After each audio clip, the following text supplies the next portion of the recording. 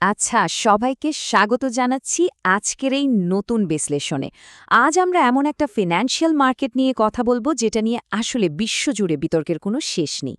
হ্যাঁ, ঠিকই ধরেছেন, ফরেক্স ট্রেডিং। প্রতিদিন ট্রিলিয়ন ট্রিলিয়ন ডলারের লেনদেন হচ্ছে এই বিশাল বাজারে।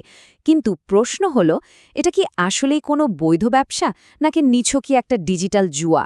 আজকে আমরা মূল কিছু তথ্য আর উপাত্ত একেবারে গভীরভাবে বিশ্লেষণ করে এর আসল রূপটা উন্মোচন করার চেষ্টা করব। চলুন শুরু করা যাক। তো মূল প্রশ্নটা কিন্তু খুবই প্রাসঙ্গিক। এই যে বৈদেশিক মুদ্রার বাজার বা ফরেক্স মার্কেট, এটা কি আসলেই একটা সিরিয়াস ক্যারিয়ার গড়ার জায়গা, নাকি স্রেফ একটা ক্যাসিনো? মজার ব্যাপারটা কি জানেন? বাজার নিজে কিন্তু কোনো সিদ্ধান্ত নেয় না। বাজার হচ্ছে শুধুই কিছু সংখ্যার ওঠানামা। আমাদের মানুষের আচরণ, আমাদের গভীর লোভ আর এই যে হারানোর একটা ভয়, এগুলো কিভাবে এই মার্কেটের পুরো অভিজ্ঞতাটাকে একদম বদলে দেয়, আজ আমরা সেটাই খুব কাছ থেকে দেখব। সোজা কথায়, মানুষের মনস্তত্ত্বই আসলে ঠিক করে দেয় এই মার্কেট তার জন্য ঠিক কী হিসেবে কাজ করবে। প্রথম অংশে আমরা দেখছি ফরেক্স, চাকরি নাকি জুয়া, একটি হাই রিস্ক ফিন্যান্সিয়াল মার্কেট। আচ্ছা, সোর্সের মূল তথ্যগুলো ঘাটলে একটা কথা খুব স্পষ্ট বোঝা যায়। ফরেক্স নিজে কোনো চাকরি নয়, আবার সবসময় যেটা জুয়া সেটাও কিন্তু না। ফরেক্স মূলত সম্পূর্ণ নিরপেক্ষ একটা জায়গা। এটা একটা হাই রিস্ক বা চরম ঝুঁকিপূর্ণ অর্থনৈতিক বাজার। বাজার শুধু আপনাকে মুদ্রার দামের ওঠানামাটা দেখায়, এর নিজস্ব কোনো আবেগ বা লুকানো উদ্দেশ্য কিন্তু নেই। এখন এটা কি একটা সুশৃঙ্খল ব্যবসার মতো আচরণ করবে, নাকি পুরোপুরি ধ্বংসাত্মক জুয়ার মতো, সেটা পুরোপুরি নির্ভর করছে আপনার উপর। মানে একজন ব্যক্তি কিভাবে, ঠিক কতটুকু জ্ঞান আর কি মানসিকতা নিয়ে এই মার্কেটে আসছেন তার উপর। বাজারের নিজস্ব কোনো রূপ নেই, এটা আসলে ট্রেডারের নিজের মানসিকতারই একটা নিখুঁত প্রতিচ্ছবি। তো এবার দ্বিতীয় অংশে আসি, যখন ফরেক্স একটি জুয়া, দ্য গ্যাম্বলার্স মাইন্ডসেট। মার্কেটে পা রাখা নতুন ট্রেডারদের জন্য সবচেয়ে বড় ফাঁদ কোনটা জানেন? এই একটা মাত্র বাক্য, আজই টাকা ডাবল। এই যে রাতারাতি বড়লোক হওয়ার একটা মোহ বা ইলিউশন, এটাই কিন্তু ফরেক্সের সবচেয়ে অন্ধকার দিক। একটু ভেবে দেখুন, কোনো রকম পূর্ব প্রস্তুতি ছাড়া শুধুমাত্র খুব দ্রুত কিছু টাকা কামানোর অন্ধ আশায় যখন কেউ মার্কেটে প্রবেশ করে, তখন সে আসলে ট্রেড করছে না, সে স্রেফ ভাগ্যের ওপর নির্ভর করে জুয়া খেলছে। মানবীয় লোভ মারাত্মক শক্তিশালী একটা আবেগ, আর এই আবেগ যখন ফিন্যান্সিয়াল মার্কেটের সাথে মিলে যায়, তখন মানুষের যৌক্তিক চিন্তাভাবনা একদম পুরোপুরি গায়েব হয়ে যায়। তখন এই বিশাল ফরেক্স মার্কেট আক্ষরিক অর্থেই একটা ক্যাসিনোর রুলেট চাকায় পরিণত হয়। এই যে বেপরোয়া আচরণ, এর কিন্তু একটা নির্দিষ্ট চক্র বা ডমিনো এফেক্ট আছে। সোর্সের তথ্য অনুযায়ী, প্রথমত, কোনো কিছু না শিখেই মার্কেট কিভাবে কাজ করে তার বিন্দুমাত্র ধারণা না রেখেই একদম অন্ধের মতো ট্রেড শুরু করা। এরপর দ্বিতীয় ধাপে, মার্কেট যখন নিজের বিপরীতে যাওয়া শুরু করে, তখন ইমোশন বা আবেগ দিয়ে নিয়ন্ত্রিত হয়ে আরও ভুলভাল সিদ্ধান্ত নেওয়া। যেমন ধরুন, ভয়ের কারণে লোকসানে থাকা ট্রেড আটকে রাখা, অথবা ক্ষোভে মাথা গরম করে নতুন ট্রেড খোলা। আর তৃতীয় এবং সবচেয়ে ভয়ঙ্কর ধাপটা হলো, আগের ক্ষতি পুষিয়ে নিতে ধার করা টাকা দিয়ে ট্রেড করা বা অল ইন করে দেওয়া, অর্থাৎ নিজের পুরো মূলধনটাকে একবারে ঝুঁকিতে ফেলে দেওয়া। একদম নিরপেক্ষ দৃষ্টিকোণ থেকে যদি বলি, এই নির্দিষ্ট আচরণগুলোর কারণেই কিন্তু বেশিরভাগ নতুন রিটেল ট্রেডার খুব দ্রুত তাদের পুরো মূলধন হারিয়ে চরম একটা হতাশার মধ্যে পড়ে যান। এবার চলুন ৩ নম্বর অংশে যাই। ফরেক্স যখন একটি দক্ষতা, দ্য প্রফেশনাল অ্যাপ্রোচ। এতক্ষণ তো আমরা বেপরোয়া আচরণের দিকটা দেখলাম। এবার চলুন আয়নাটা ঘুরিয়ে ঠিক বিপরীত চিত্রটা দেখি। একজন দক্ষ ট্রেডারের মাইন্ডসেট আসলে কেমন হয়? তারা কিন্তু রাতারাতি বড়লোক হওয়ার স্বপ্ন দেখেন না। এর বদলে তারা অত্যন্ত কঠোর রিস্ক ম্যানেজমেন্ট বা ঝুঁকি ব্যবস্থাপনা মেনে চলেন।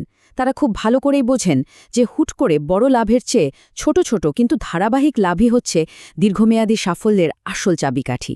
শুধু তাই নয়, একটা পরীক্ষিত স্ট্র্যাটেজি বা কৌশলের সাথে তারা সাইকোলজি এবং চরম ডিসিপ্লিনের দারুণ একটা মিশ্রণ ঘটান। তারা জানেন কখন ট্রেড করতে হবে আর ঠিক কখন মার্কেট থেকে নিজেকে দূরে সরিয়ে রাখতে হবে। নিজের মূলধন রক্ষা করা বা ক্যাপিটাল ম্যানেজমেন্টকে তারা একেবারে সর্বোচ্চ গুরুত্ব দেন। আর মজার ব্যাপার হলো, এই সবগুলো উপাদান যখন একসাথে যুক্ত হয়, তখন ফরেক্স আর কোনোভাবেই জুয়া থাকে না। তখন এটা একটা নিখুঁত, দক্ষতাভিত্তিক, হাইরিস্ক প্রফেশনাল স্পেকুলেশন আর ইনভেস্টমেন্টের রূপ নেয়।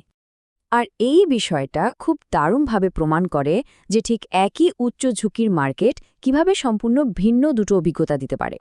একদিকে দেখুন ইমোশনাল আর খুব দ্রুত ধনী হতে চাওয়া সেই গ্যাম্বলার বা জুয়ারি, যার ট্রেডিংয়ের গ্রাফ সবসময় আবেগের বশে ওঠানামা করে এবং শেষ পর্যন্ত নিশ্চিত পতনের দিকে গড়ায়। অন্যদিকে রয়েছেন একজন সুশৃঙ্খল, ঝুঁকি এড়িয়ে চলা স্কিল্ড প্রফেশনাল, যিনি অবিরাম অনুশীলন আর কৌশলের ওপর ভিত্তি করে ধাপে ধাপে নিজের মূলধন বাড়ান। দেখুন, মার্কেট কিন্তু একটাই, দামের ওঠানামাও সবার জন্য একদম সমান, কিন্তু চূড়ান্ত পার্থক্যটা তৈরি হয়ে যায় শুধুমাত্র ট্রেডারের মানসিকতা, তার শিক্ষা এবং শৃঙ্খলার কারণে।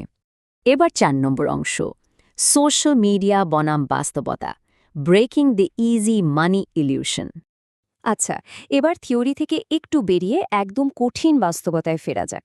এই যে ইজি মানি বা সহজ টাকার কনসেপ্ট, এটা বর্তমানে সোশ্যাল মিডিয়ার সবচেয়ে বড় একটা বিভ্রম।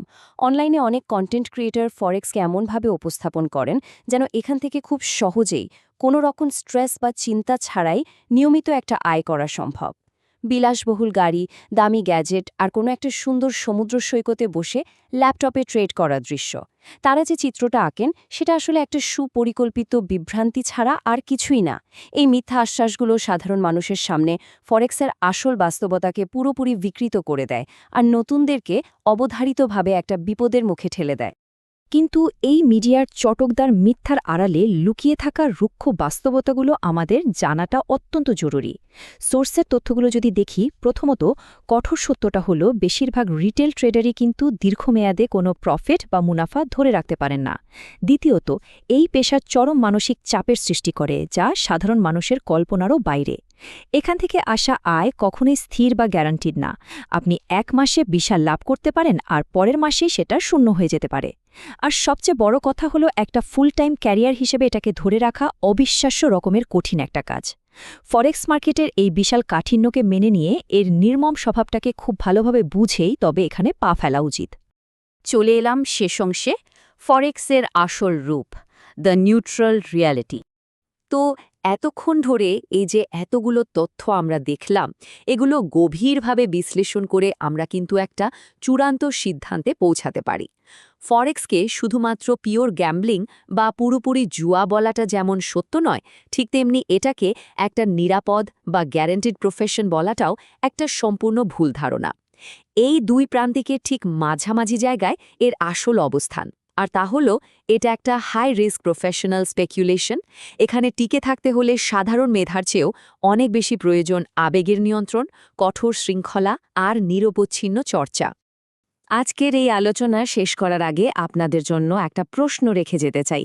যদি ফরেক্স কোনো কিছুরই নিশ্চয়তা না দেয় এবং এর জন্য এত প্রচণ্ড মানসিক শৃঙ্খলার প্রয়োজন হয়, তাহলে এই তথাকথিত সহজ টাকা খোঁজার লড়াইটাই কি আসলে পৃথিবীর সবচেয়ে কঠিন কাজ নয়? ফিনান্সিয়াল মার্কেটে যে কোনো পদক্ষেপ নেওয়ার আগে নিজেদের আবেগ এবং আচরণগত দিকগুলো গভীরভাবে বিবেচনা করার আহ্বান জানিয়ে আজকের এই বিশ্লেষণ আমরা এখানেই শেষ করছি। এতক্ষণ সাথে থাকার জন্য অসংখ্য ধন্যবাদ।